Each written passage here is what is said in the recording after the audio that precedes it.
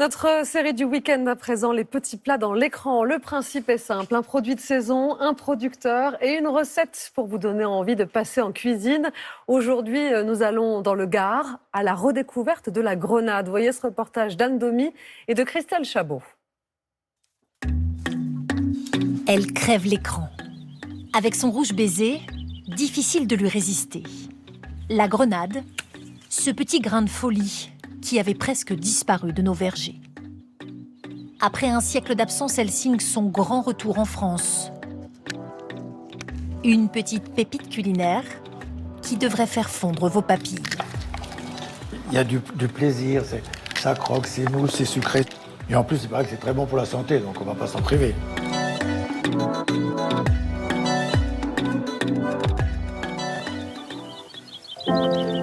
Celui qui a réveillé la belle endormie, le voici. Celle-là, elle est prête.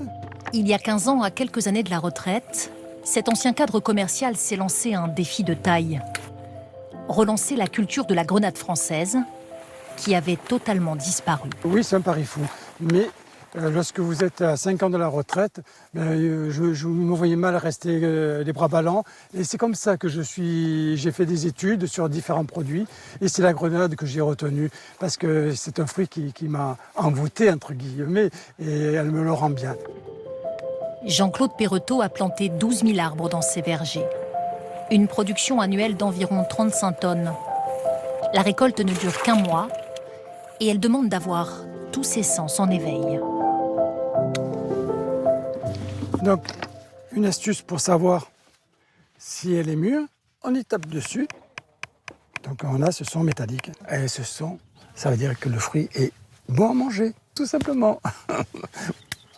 Et s'il reste le moindre doute... Les aris, elles sont mûres, elles sont rouges, elles sont... Le mieux est encore d'y goûter. Ça y est, c'est chargé en sucre et c'est très bon. Voilà, c'est délicieux. Il existe 1200 variétés de grenades dans le monde. Une vingtaine a été remise au goût du jour dans le sud de la France. Largement de quoi inspirer ce chef étoilé. Avant de parler recettes, un peu de technique. Alors la grenade, on va retirer à l'aide d'un couteau la partie supérieure et ensuite on va inciser légèrement la peau pour en faire des quartiers, un peu comme on pellerait une orange. Hein. Et ensuite ça se casse, on entend, hein. Et après on va épépiner gentiment. Au menu du chef, filet de Saint-Pierre aux légumes d'automne. Voilà, on est pas mal là. Le tout cuit dans le jus de grenade.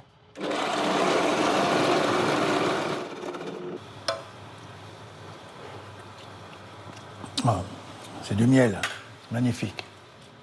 Radis et navets se font une beauté avant de s'offrir un bain acidulé.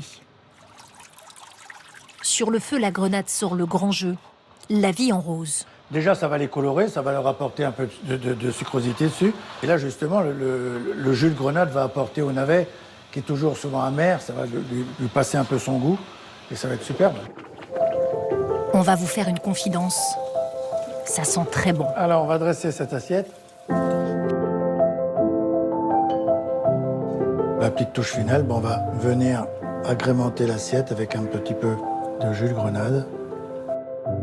Alors, monsieur Perretot, on les goûte, ces grenades? Ah ben, c'est sûr qu'on va bien les goûter. Non mais, on va être en toute humilité devant Serge Chenet. Donc ma grenade ce n'est qu'un petit grain dans son savoir-faire et je pense que l'association, elle est On a besoin, nous, de producteurs passionnés. Quand on arrive à mettre au point un plat qui sublime le produit, ben on a tout gagné. Hein. Nous, on n'est que des cuisiniers. On est juste là pour donner du plaisir aux gens. Le plaisir des yeux, lui, est déjà au rendez-vous.